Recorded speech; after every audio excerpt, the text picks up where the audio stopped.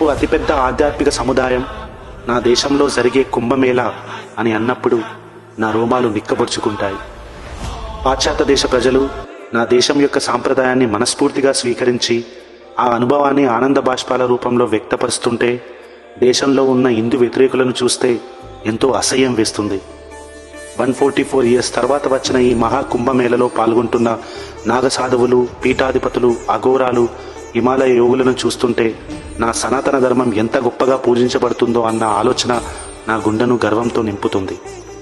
ఎందుకు ఈ కుంభమేళ ఇంత విశిష్టత? అఫ్కోర్స్ దాని గురించి తెలుసుకోవడానికి ఇంటర్నెట్లో చాలానే పేజెస్ ఉన్నాయి. కానీ నన్ను బాధ పెడుతుంది అనదర్ సైడ్ ఆఫ్ కైన్కు ఉన్న సో కాల్డ్ ఇంటెలెక్చువల్స్. వాళ్లకు కుంభమేళా అనేది అనవసరమైన ఖర్చు అని, పర్యావరణానికి హానికరమని, హిందువులందరూ అంధభక్తులని అభిప్రాయం చాలా గట్టిగానే ప్రచారం చేస్తున్నారు. వాళ్ళకు చెప్పాల్సింది ఒక్కటే, నా సనాతన ధర్మం ప్రతి కార్యంలో ఒక scientific reason and socio economic development ఉంది. అది కొంతమందికి కనబడదు. కోట్ల మంది భక్తులు కుంభమేళలో పాల్గొనడం వల్ల సామూహిక మనోశక్తి అంటే కలెక్టివ్ కాన్షియస్నెస్ ప్రభావం ఉంటుంది. దీనివల్ల పాజిటివ్ ఎనర్జీ మనుషుల్లో పెరుగుతుంది. ఇది సైకాలజీ. కొన్ని సైంటిఫిక్ రీసెర్చ్ ప్రకారం గంగాజలంలో లివింగ్ బ్యాక్టీరియా హతమార్చే శక్తి ఉంటుంది. ఇది వాటర్లో ఉన్న వైరల్ ఫేజ్ వల్ల జరుగుతుంది. దానివల్ల కోట్లాది మంది పుణ్యస్నానాలు చేసినా ఎలాంటి రోగాలు రాకుండా వాళ్ళ బాడీ యొక్క ఇమ్యూనిటీని కూడా పెంచుతుంది. ఇది బయాలజీ. కుంభమేళ సమయం గ్రహాల స్థితి ఆధారంగా నిర్ధారించబడుతుంది.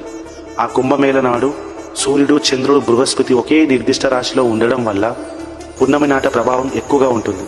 ఇది శరీర శక్తిని, మానసిక ఉల్లాసాన్ని పెంచుతుంది. ఇది ఆస్ట్రానమీ. మోస్ట్ ఇంపార్టెంట్లీ ఇది ఖర్చు కాదు, ఆర్థిక వ్యవస్థను బలపరిచే ఒక అవకాశం. కుంభమేళ సమయంలో local business, tourism, self employment విస్తృతంగా పెరుగుతుంది. 2025 కుంభమేళ 46 డేస్లో 3 లక్షల కోట్ల బిజినెస్ జరుగుతుందన్న అంచనా. ఇది ఎకానమీ. సో విమర్శలు చేసే ముందు దాని వెనుక విశ్వాసాన్ని, సైన్స్ని, కల్చరల్ హెరిటేజ్ని అర్థం చేసుకోవడం ఇంపార్టెంట్. ఫైనల్గా కుంభమేళ కేవలం హిందువులకు మాత్రమే కాదు, ఇది మానవత విలువలకు సంబంధించిన పండుగ. ఈ కుంభమేళ కేవలం ఆచారం మాత్రమే కాదు, ఇది భారతీయత జీవితం. హర్ హర్ గంగే, హర్ హర్ మహా